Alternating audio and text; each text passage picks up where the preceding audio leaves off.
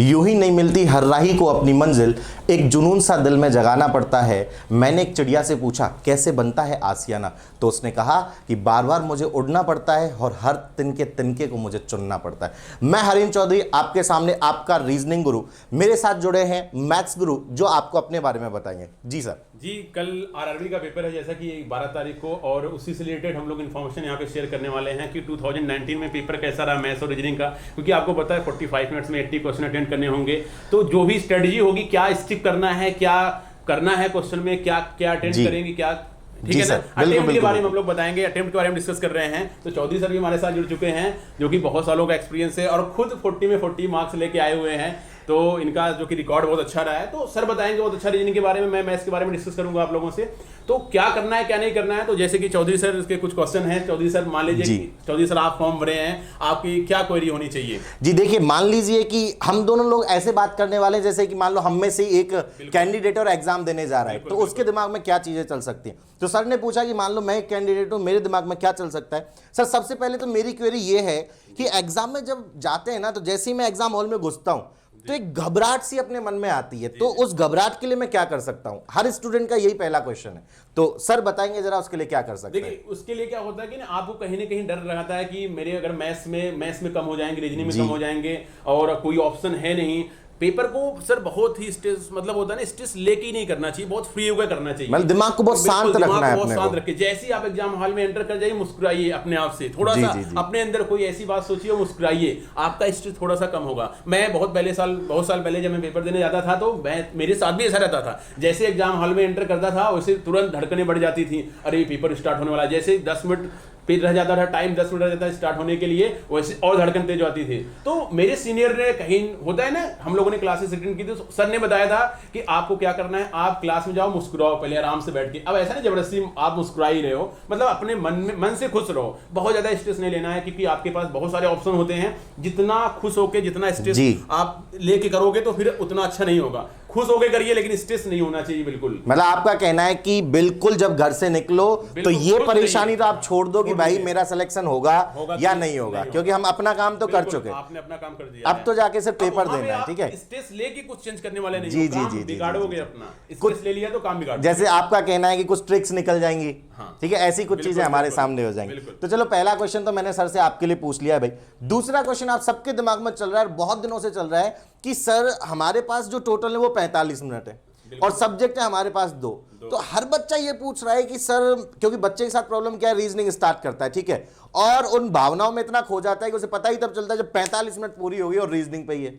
अब आप सर थोड़ा सा ये गाइड कर दो बच्चे को कि रीजनिंग में वो कितना टाइम दे, मैथ में वो कितना टाइम दे, थोड़ा सा ये गाइडेंस हो जाए। बहुत अच्छा सर का क्वेश्चन है ये, 90% बच्चों का क्वेश्चन होता है, सर मैथ्स में कितना टाइम दे, रीजनिंग में कितना टाइम दे। तो सबसे पहले आप जान लीजिए कि आप जो टाइम टेबल बना के जाओगे वहां पे फॉलो नहीं होगा, ठीक है ना। ये बिल्कुल 100% है कि आप जो बना के जाने वाले हो वहां पे फॉलो नहीं होगा। मैं अगर जो भी यहाँ पे बता रहा हूँ आप लोगों को, वो भी आप फॉलो नहीं करोगे। वहां पे जाके, वहां पे जाने के बाद आपका दिमाग काम करता है। तो आपका दिमाग, मैं बता दूं, इतना जरूर ध्यान रखिए कि टाइम को कैसे डिवाइड करना है। सर अगर मान लीजिए रीजनिंग पहले बच्चा कर रहा है, रीजनिंग का पेपर इजी आया है, आप देखो कि 20 मिनट में आप रीजनिंग के कितने कर पा रहे हो।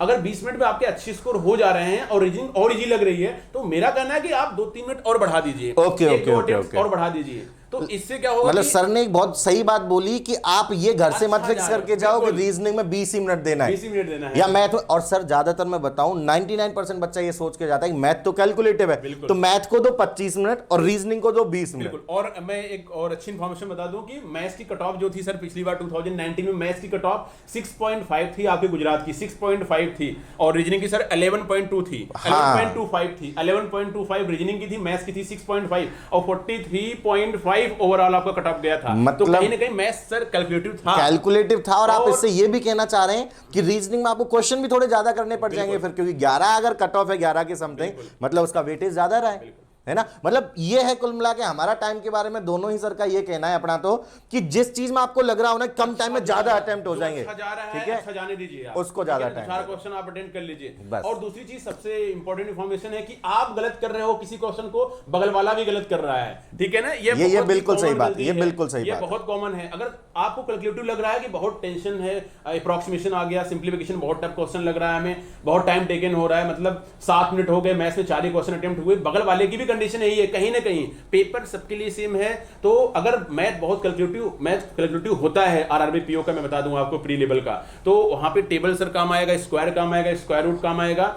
तो हर क्वेश्चन में आपको कहीं ना कहीं मल्टीप्लिकेशन करना पड़ेगा। तो आपकी मल्टीप्लिकेशन भी जितनी अच्छी कमांड है उतना आप कर सकते हो। बहुत स्ट्रेसफुल, मतलब स्ट्रेस लेके करना ही नहीं है, बहुत आपको बहुत होता है ना, बहुत शांति से पेपर देना है आपको। ये कहते हैं कि चेहरे पे अपने स्माइल रखो बिल्कुल। और क्वेश्चंस को सिर्फ करते जाओ अपने, करते तो जाओ, पढ़ के बड़े तो गए, आराम से बस ठीक है, करते जाओ, सॉल्व करते जाओ। ये है। चलिए अगला क्वेश्चन। और एक क्वेश्चन मैं सर से करना चाहूंगा सर। जी, जी, जी, एक जी, जी। बच्चों की सबसे बड़ी प्रॉब्लम होती है कि रीजनिंग में जब जाते हैं, जैसे ही रीजनिंग ओपन किया, पहला ही क्वेश्चन सर दिख गया, पजल दिख गया, बच्चा तुरंत टेंशन में आ जाता है, सोचता है पजल बाद में करेंगे, फिर उसके बाद क्या करता है, स्किप करता है, क्वेश्चन नंबर 6 to 10 पे जाता है, दूसरी पजल फिर दिख जाती है, तो बच्चा के दिमाग में आता है कि पजल आई है क्या, फिर वो इनइक्वालिटी और स्लॉग्स ढूंढता है। तो क्या करना चाहिए? देखो में? इसमें मैं एक बात बता दूं सर, जैसे आपने कहा ना कि पहले 5 क्वेश्चन देखे पजल के आगे, बच्चे ने स्किप कर दिया, 6वें पे चला फिर भी पजल आ गया, बच्चे ने 1 मिनट ढूंढने में बिता दिया सर। बिल्कुल। उस 1 मिनट में उसने कुछ नहीं पाया। तो मेरा कहना ये है, घर से एक माइंडसेट बना के जाओ कि भैया देखो पजल आएगी आएगी, सिटिंग अरेंजमेंट आएगा ही आएगा। आप अपनी कमी घर से ढूंढ के जाओ। जैसे बहुत बच्चों को फ्लोर पजल अच्छी लगती है सर, लेकिन किसी को फ्लोर अच्छी नहीं लगती। मान लो पहली पजल ही है और पजल में आपने देखा फ्लोर है और मेरे को अच्छी लगती है, तो मैं क्यों स्किप करूंगा सर? क्यों स्किप करना है? आप उसे सॉल्व करो, स्किप करके क्वेश्चन ढूंढने जाओगे तब तक के कुछ सेकंड में आप उसे कहीं ना कहीं तो बना सकते थे ना सर। पजल का वेटेज भी अच्छा खासा होता है, बहुत ज्यादा, तो आप क्रैक नहीं कर पाओगे। 20 मार्क मान लो सर पजल और सिटिंग अरेंजमेंट के वेटेज में जाएगा। पजल और जैसा सर बता रहे हैं 20 मार्क्स क्या रहे हैं, बिल्कुल 20 मार्क्स आप क्या ढूंढोगे? 20 मार्क्स में आपको 2 पजल तो सर बनानी ही बनानी, बिल्कुल बनानी पड़ेंगे, छोड़ नहीं सकते सर, बिल्कुल नहीं छोड़ सकते। प्रॉब्लम होती है। और एक दिक्कत और होती है कि जब आप पजल बनाते हैं पहली बार में, तो कहीं ना कहीं क्या होता है, लिखा रहता है कि राम जो है वो 6th फ्लोर पे नहीं है, ठीक है। और सर जब पूरी पजल बन जाती है तो राम 6th फ्लोर पे ही मिलता है हमें। तो अब हमें क्या करना चाहिए? क्या 4 मिनट मैंने दे दिया, तो क्या पजल को स्किप करना चाहिए या कंटिन्यू करना चाहिए? नहीं, जब आप बिल्कुल लास्ट स्टेज पे पहुंच गए ना और आपको लग रहा है कि ये सिर्फ 15 सेकंड और खींचेगी, 4 मिनट हो गए, लेकिन लग रहा है अगर 15 सेकंड और दे दिया ना बन जाएगी, तो फिर 4 मिनट मत सोचो वहां भैया, उसको 15 सेकंड दे दो, 5 मार्क्स दिलाएगी सर। अगर 4 मिनट के बाद आपने स्किप कर दी ना, 0 दे के गई आपको और 4 मिनट खा गई। और 4 मिनट के बाद आप इतने स्ट्रेस में आ जाते हो, इतना पसीना आता है आपको कि फिर आप जो भी छोटे छोटे टॉपिक आएंगे ना सर, जैसे इनइक्वालिटी भी आ गया ना, आप उसमें भी फंस जाओगे। स्ट्रेस, जैसा सर ने ना स्टार्टिंग में कि स्ट्रेस तो रखना ही नहीं, अगर रखोगे ना तो हर छोटी से छोटी चीज तुम्हारे सामने से गायब हो जाएगी। मेरा मानना है कि अगर स्टार्टिंग मैथ्स में 5 मिनट में 2-3 अटेम्प्ट्स हुए हैं ना, आगे चल के अटेम्प्ट बढ़ेंगे आपके। हम लोग क्या करते हैं कि आप लोग क्या करोगे, पेपर देने जाओगे, 5-7 मिनट हो गया और देखो ग्रीन 3 ही दिख रहा है, 3-4 क्वेश्चन है, तो आपका दिमाग काम करना लगता है कि फेल हो गए। आप तुरंत मत डिसाइड करो फेल हो गए, आगे हो सकता है कि आपका जो टाइम है 5 मिनट खराब, तो ऐसा नहीं है, आपके पास टाइम है, आप आगे अच्छा कर सकते हो। टेंशन में आ जाता है पूरे पेपर तक बिल्कुल अच्छे से पेपर दीजिए, टेंशन नहीं लेना है।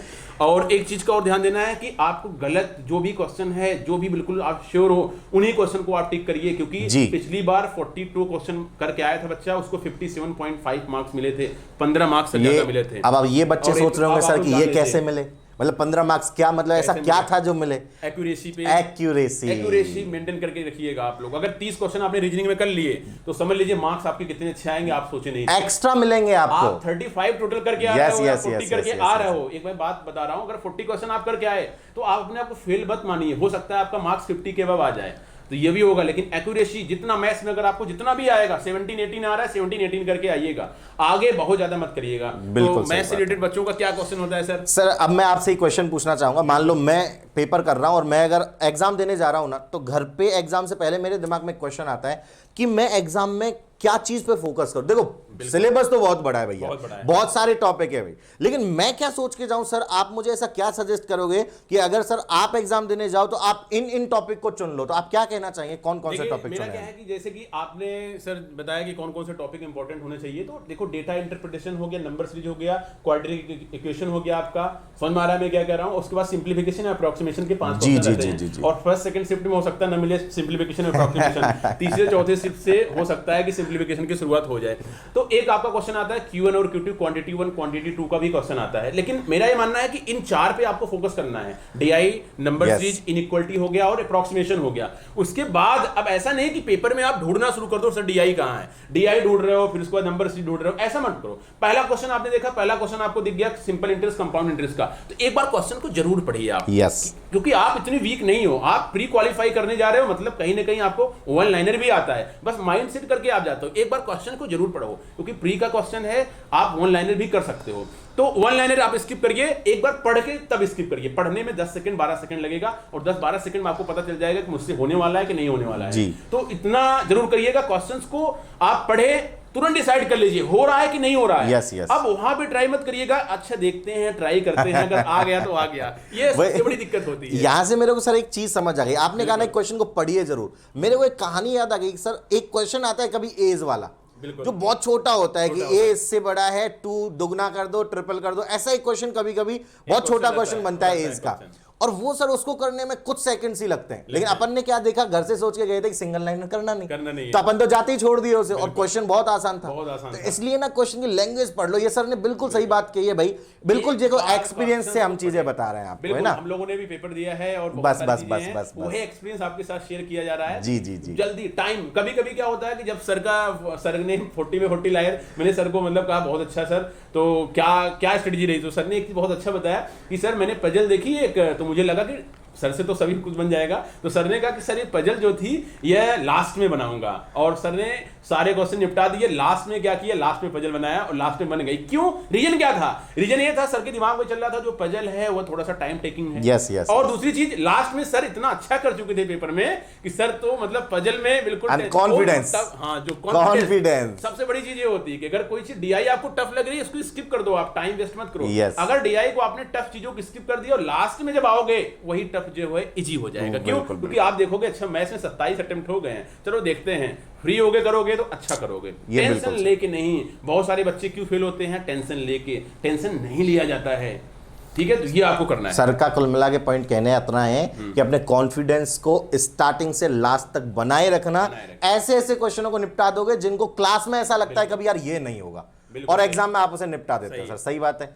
चलिए, तो सर पूछेंगे मुझसे जरा रीजनिंग में क्या ऐसा है कि सर क्या डाउट हो सकता है बच्चा, या क्या पूछ सकता है रीजनिंग में बच्चों के? सबसे सर पजल करनी चाहिए कि बाद में करनी चाहिए, पहले करनी चाहिए कि बाद में करनी देखो, चाहिए? ये बहुत बड़ा क्वेश्चन होता है। इस पे वही सेम है जैसे टाइम पे हम लोगों ने कहा था ना कि आपके ऊपर डिपेंड है आपको कौन सी सब्जेक्ट अच्छी लगती है और जल्दी होती है। वही मैं पजल के लिए कहूंगा, देखो भाई, ना तो मैं बच्चे को ये सजेस्ट करूंगा कि स्टार्टिंग में करो, और ना ये सजेस्ट करूंगा बाद में करो। आप कितनी जल्दी चीजों को पकड़ते हो, कितनी जल्दी ग्रेब करते हो, ये आपको अच्छी तरह पता है। मान लो आप डेटा को बहुत जल्दी कैप्चर करते हो ना, तो पजल को बनाने में कोई दिक्कत नहीं, आप सेकंड में निपटा लोगे। और आपको ऐसा लगता है कि यार स्टार्टिंग में मुझे ग्रीन बॉक्स ज्यादा दिखने चाहिए, तो भैया फिर छोटे क्वेश्चन उठा लो। लेकिन लॉस बता दूं पहले ही, अगर आप पजल को स्किप करने की छोड़ोगे तो सोचोगे ना अगर, तो फिर तो उनको चुनने जाओगे क्वेश्चनों को। 2 से 3 मिनट, बिल्कुल। और उस 2 से 3 मिनट में क्या पता यार वो पजल बनी जाती है अपने से, और बनी जाती क्योंकि प्रीलिम्स में अगर जाके बैठ रहे हो तो तुम्हारे अंदर कहीं ना कहीं वो ताकत या वो जुनून या फिर कहूं वो नॉलेज है भैया, जिसे तुम बना सकते हो। सिर्फ उसे पहचानने की जरूरत है। सिंपल सा कहना है, घर से सोच के जाओ दिमाग में कि ये पजल मेरे को अच्छी लगती हैं, देखते ही बना डालो, छोड़ने की जरूरत है नहीं मेरे हिसाब से। तो क्यों सर? सही आपने बताया सर। और एक चीज है कि पजल में राइटिंग थोड़ी आपकी अच्छी होनी चाहिए, पहचान में आनी चाहिए, कचरा नहीं होना चाहिए। बिल्कुल मत करिएगा, नहीं तो आप खुद ही नहीं सोच पाओगे कि राम क्या है, रोहन राम है कि राम रोहन है। जरूर ध्यान दीजिएगा, सब आर्ट से रिलेट करते हैं, तो इस बात का ध्यान रखिएगा आप लोग।